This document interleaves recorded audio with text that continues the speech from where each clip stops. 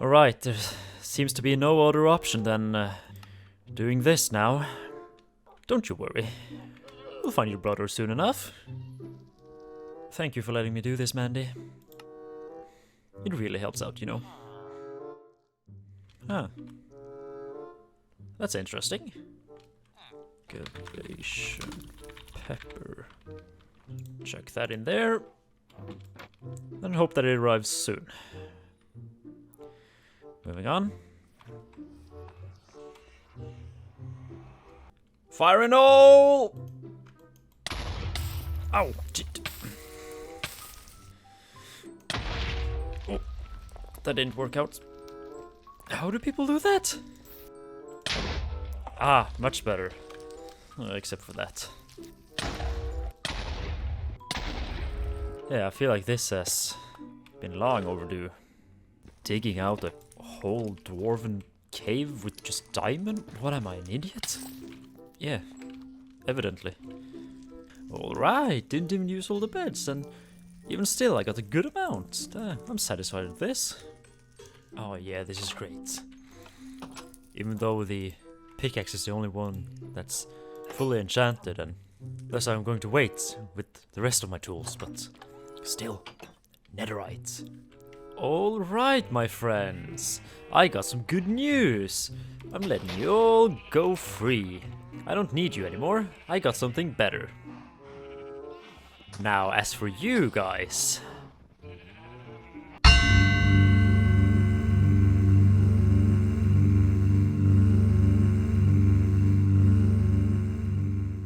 What's up, my buddies and buddies? Welcome back to another episode of Minecraft. Today's episode is going to be filled with digging and with trouble and with socializing with villagers. I might have been absent for a little while due to exams and suddenly having to move, but now I'm back. And a lot of stuff has happened while I was gone. But most importantly, the episode is going to end up with an auto smelter. Now, first and foremost, what's new is this. Welcome to my impromptu industrial district. While yes, it may look, shabby and quickly put together, but that's by intention. You see, this area is sooner or later going to become another city. Specifically, the Gnome City.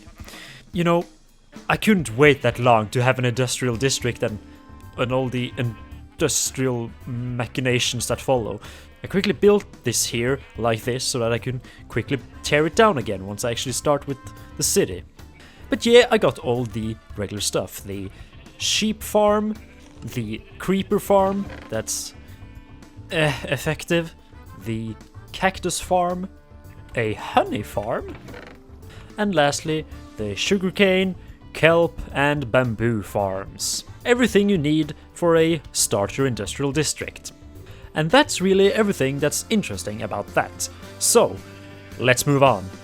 Now, I'm not sure if I ever mentioned how this place is going to have villagers in it. However, I did start to test that out. Come with me over to my creative copy of this world. Ow!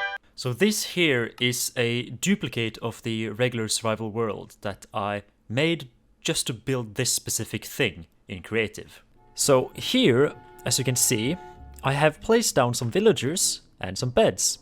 And I've built this staircase and, middle platform.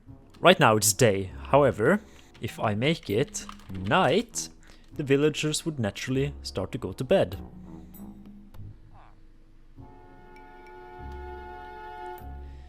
I swear to the world crafter and every other god in this Minecraft pantheon, they did not do that when I tried before. Okay, that one on the left was down there already, but that one on the right, that was just pure luck. He wandered over there on his own volition. It was day, you saw it! These two, however, won't go to bed because they can't find it. Now, Probably they're standing right there because they're straight above their beds.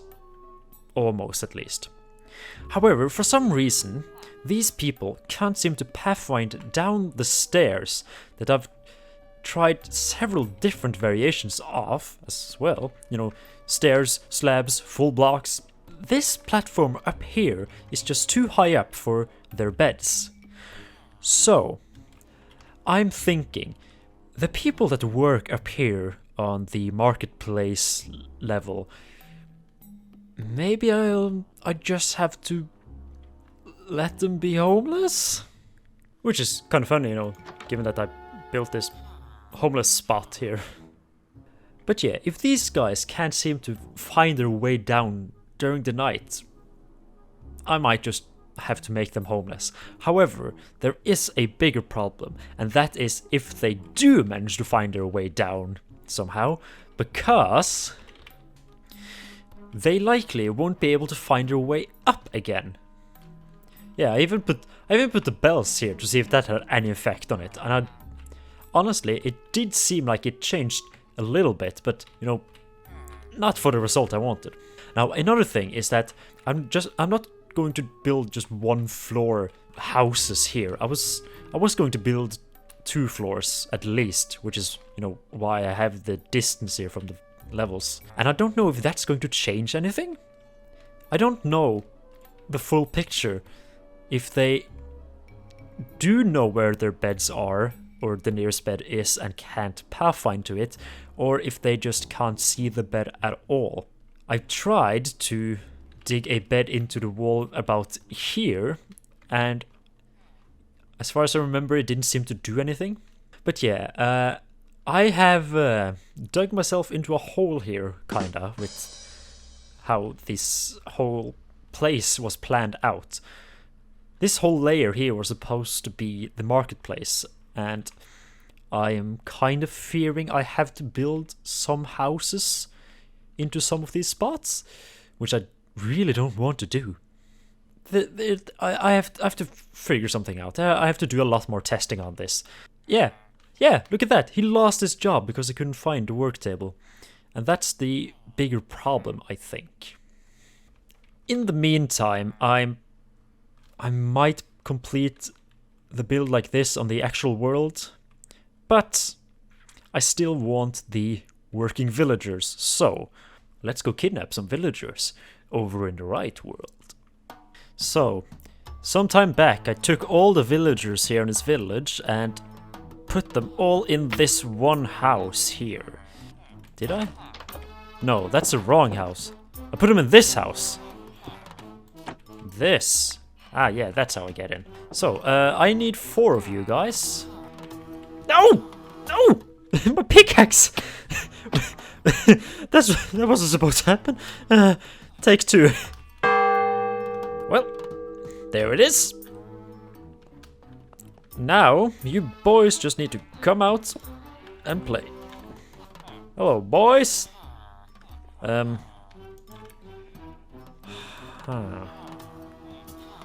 haven't really given them an incentive to get out. Wait, hold on.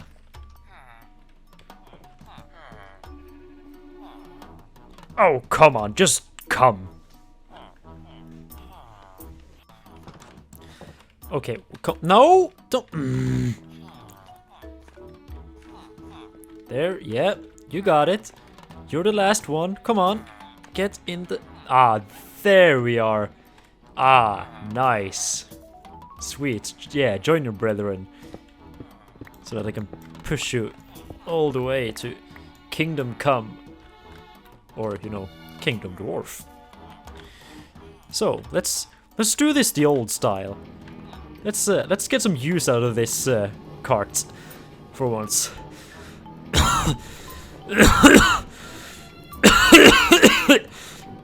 Sorry, I didn't bring a cart for myself. I think I might need to get back to you later. Oh, this was a bad idea. Oh, yeah, right, this happens. How do I fix this again? No, that's one way to do it. You can do it! What? That actually worked? That actually worked. What? What? What? The force of great speed, I guess. Speed force. Oh, this is great. Except for that. Great, we all made it. Yeah, I ran out of rails here and didn't want to craft more, so if you can just wait there, I'm going to go back and harvest some more rails. I'll be right back. Alright, the night is out, so I won't have time to take down the cobblestone, because I'm going to have to rescue you guys, almost. Oh well. Yes, yes, no, not that way. Alright boys, it's ready. Let's get back on the trail. There's a zombie here somewhere. Where's... Oh, you're the... What? How did you become a zombie? Where's the other zombie? That's unfortunate. Wait, or is it? Maybe it's not. Maybe it's beneficial. Actually, because then I can just turn all of you into zombies. No? Don't be like that. Get up there. No? Stop it! Put it there. Turn difficulty to hard, so it's guaranteed that they all become zombies. I'm just going to push you all the way. Well, nevertheless, you're all here, so I say that's a mission well done. Gold star! Look at them. So peaceful, so quiet, and not at all zombies anymore. Or, well, you missed the part where they were zombies, but they're not zombies anymore, trust me. They all acquired their jobs, and I've traded with some of them, and they're, you know, fine-ish. These people aren't that important, really. They're here just for aesthetic, really, more than the good trades, so I don't really mind whatever they got. Got some useful stuff, the chainmail, you know, almost finished the armor stand there, but all in due time. Some place, somewhere, I'm probably going to build a way more harsh villager prison, to not sugarcoat it, where they have very much more specific trades of whatever I need. But that doesn't matter now. You can go back to sleep. Do you have insomnia? Do you need a glass of warm milk, perhaps? Tavern haven't been built yet, so tough luck. However, what we are going to build next is the giant Dwarven auto smelter forge, and it's going to be in here, which I first have to dig out. However, I put in an order earlier for some excavation pepper. I've never heard of it before, but it's something that no merchants advertise, so let's go and check our mailbox to see if it's arrived. Alright, look at that, something's been stuffed into it at least. Excavation pepper, 8 of them, that's nice. Didn't come with a manual, but can't be that hard to figure out, can it? Alright, I guess I just have to put myself in front of this and use it? Oh boy.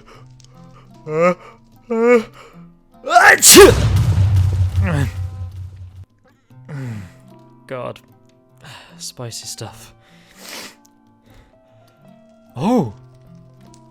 Oh, but look at this! Oh, wow! It's really effective! Oh my world crafter! This is big! This is a giant cave! Oh, I'm so glad I got the excavation pepper to dig this out, because, well, as you can see, the beacon effect doesn't reach all this way, and I'm very happy I didn't have to dig all of this out without the beacon effect. But yeah, this is just a perfect place to build the big Dwarven auto smelter and also forge. I can't wait. I'm doing it now. I'm jumping right into it. Let's go. Fires far, journeys not remembered now.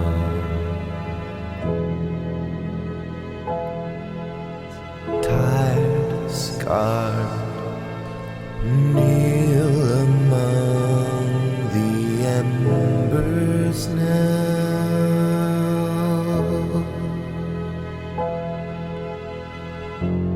Breathe life into this hollowed vessel of rebirth. Over and over be denied the peaceful earth to light the fire's fall.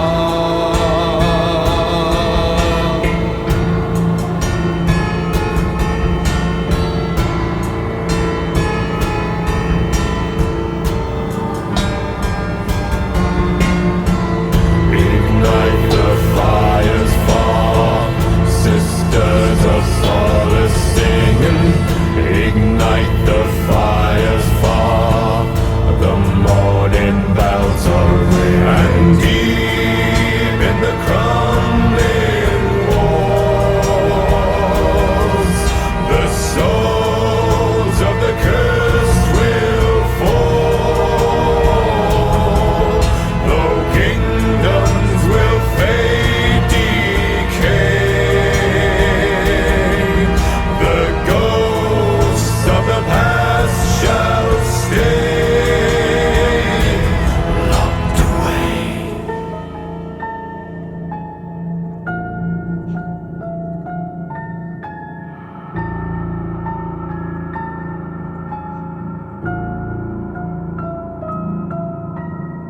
And so, at long last, here we finally are.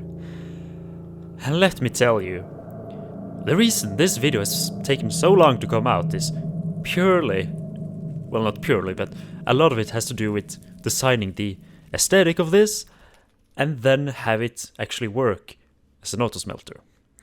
So, let me give you the tour of how the dwarves use this thing. Starting off here with the two loading bays. This one here for fuel and this one here for the smelting subjects. And it's very easy. You know, you put your stuff that you will use as fuel in a chest, loads it into the minecarts here, as you see, and then it launches them off all the way back into each of the three big furnaces. Very simple. And then they just come back, you know? And it's all just a big pile of coal, because that's, you know, shovel the coal into the cart, it makes sense. Then you have this one, which I'm not entirely happy with.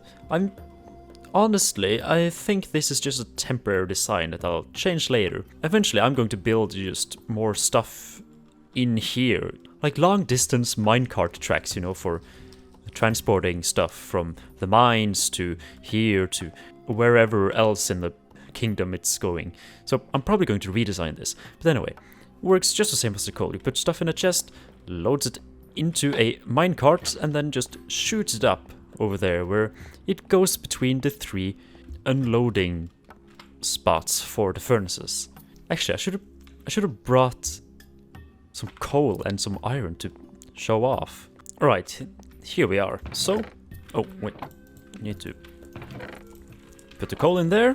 You put the smelting subject, such as iron, in here, and then, you know, starts ticking down. And then, when what you put in the chest is completely filled into the minecarts, they automatically just shoot off.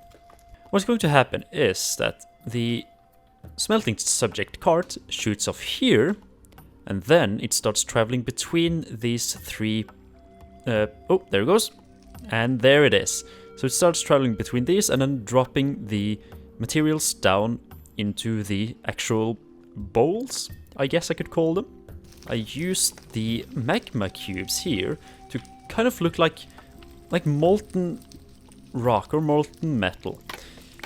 And then, you know, when it's hot enough, when it's liquid enough, it all pours down into these here liquid loading base things, where these carts that you see here going back and forth gets loaded with the molten whatever and then transports it all the way over here. And so this little box here has a double functionality. When all the levers are pointing this way, whatever gets smelted just gets put into the chest. However, if you turn it the other way, whatever the cart unloads is put into this little box here. And then you have this, which I didn't show you. These are basically small workstations that where dwarves can take their carts, push it all the way over here, and then, you know, just grab a little bit of molten whatever, molten iron, and then shoot it back into their workplace to work on it. And the basic idea here is that these workstations are kind of like office cubicles. And I'm going to dig further into the mountain here and add more identical ones of these to make it, you know, kind of feel like an office. Working at a forged, crafting stuff, like, you know, tools and armor, it's got to be one of the most important and biggest jobs, I guess, of the dwarves. And so having a lot of workstations for that is important. And when you have to craft a lot of workstations, you know, they tend to be identical, to be easier to craft. Yeah, that's just kind of a fun, interesting twist on how to take something from our real life and make it fantasy, which I really enjoy. Oh, and I almost forgot to mention, these things, if you didn't catch on to what they were, these are air vents, where the idea is that the smoke from the furnaces just goes into those holes there and is let out onto the outside. And I built another one over here. And so they are directly connected to these three hut-looking things over here. You can see a little bit of smoke is being let out of the vents. Yeah, you get the point. It's letting the smoke out so the dwarves don't choke on it. Also, oxygen needs to get down there, which I like to believe that lets in the oxygen while it lets out the smoke. But you know, like, mines in real life have these holes randomly in the ground that lead down to the mines for oxygen and stuff, you know, so yeah, you know, every fantasy world, every sci-fi world needs just a little bit of realism to make all the fantasy and sci-fi stuff, you know, more believable, more immersive. So yeah, this is kind of that. Now, you're probably wondering, where's the actual, like, working furnaces? Where's, like, there's no actual functionality to push this around here to actually drop lava into the carts. Of course not. This is just how this whole forge works in lore. The actual redstone functionality of it is very different, and I'm not going to show you that.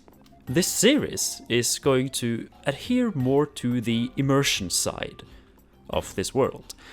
However, if you are interested in the specific redstone functionality, I'm going to make a separate video that I'll link in the description and probably up there in the right corner as well, where I'll go through specifically how this auto smelter works, if you're interested in that.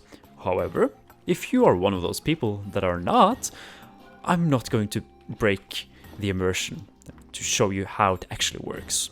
So yeah, that's going to be the rule from every video from now on, by the way, just so you know that. But yeah, the important part is I have an auto smelter, and it works. So now, whenever I need to smelt lots of stone to build lots of pillars, I can just put it here. And I really like the design. As I said, the aesthetic design of this took a very long time, and honestly, seeing it all come together, yeah, I'm satisfied. Except for the smelting subject loading bay. That's just... it's bland. It's too bland. That's it. That's the problem. But we gotta move on. There's still a lot more for me to build in this episode. So, let's head over here. Hey, Murray, how are you doing? Doing good? Works fine? It's been a decent business day? That's good. So yeah, we got a lot more buildings to build today. Now, I think last episode I said I would do 3 each episode, but the tavern is going to be quite the job, so I think I'm going to save that for the next time. And also, given that I've already built a lot, I'm going to build a lot more this episode. I'm just going to keep it to the pharmacy and the barber shop. So yeah, let's just skip to the finished build. And done! Look at that, that's a lovely little build there. So, when I started building this, I realized in a medieval setting, they don't call it a pharmacy, they call it an apothecary. That's a hard word. But yeah, you know, like, it's same thing. So it's a lovely little house. Try to use some blocks I hadn't used before, jungle, which, you know, blocks I generally don't use at all, to be honest. And so, you know, no, do not, this is not your workplace. Anyway, yeah, you come in here, there's a nice, you know, desk where you can order whatever remedies or potions you may need. And I put some crystals here around the building, you know, because, I mean, it's a fantasy world, like healing crystals are an actual possibility. And then here is where the apothecary worker, I don't know if there's a word for that, nothing comes to mind. But yeah, the worker, you know, stands here, workspace. I'm going to have a cleric, specifically, be the person working here. And, you know, just have to avoid them becoming a leather worker and stuff. But yeah, simple workstation, you know, a bowl, and the shovel is a bit big, but it's supposed to be a spoon. You've got this room here full of different ingredients of many kinds, some that are actually used in potions and some that are just, you know, organic or may have some kind of magic property to them, you know, simple fantasy stuff.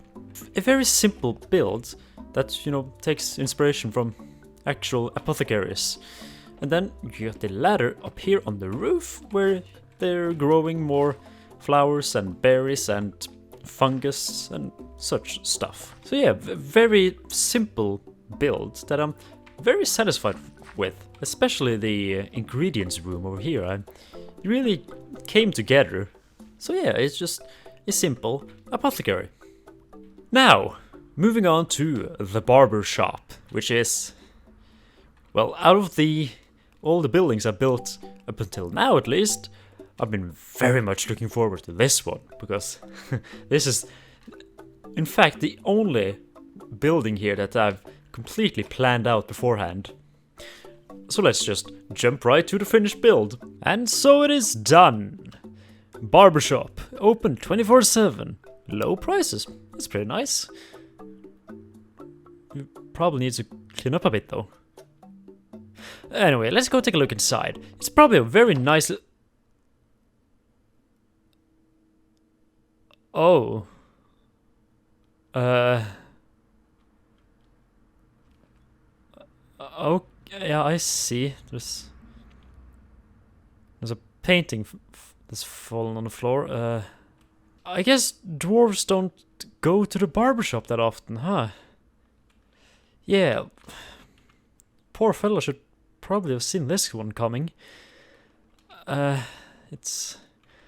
I mean, it's nice. It's got its chair, a mirror, you know, clippers. I feel I don't feel like being in there, actually. I think I'm just going to leave that place be, then. Yeah, I'm just gonna move on with the program. Oh, by Runir's beard, would you look at the time? It's time for our famous segment, the lore segment. There are few who know the tales of this world. I am one of those few, and I am here to tell them. It is common knowledge among the world that dwarves are proficient in the mining of ore and gems. However, what many may forget is the fact that dwarves are just as proficient in the processing of metals. Their mighty forges burn never-ending and hot as a volcano. Optimized for hasty transport from forge to anvil, the dwarves work day and night crafting tools, armors, weapons, and mechanical parts out of the metals they smelt. No strike of their hammers wasted, no fragments left unused. Dwarven metal products are synonymous with quality. The gnomes know this well. Through the agreement officially named the Equal Beneficial Contract, or more commonly and humorously referred to as the Minor-Major Deal.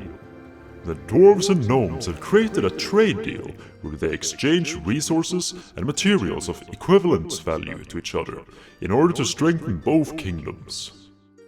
The deal covers many areas, but specifically in this case, the dwarves construct sturdy and enduring tools and mechanical parts for the machines the gnomes construct, and in return, the gnomes have helped to optimize the transporting time from forge to workspace to the export bay.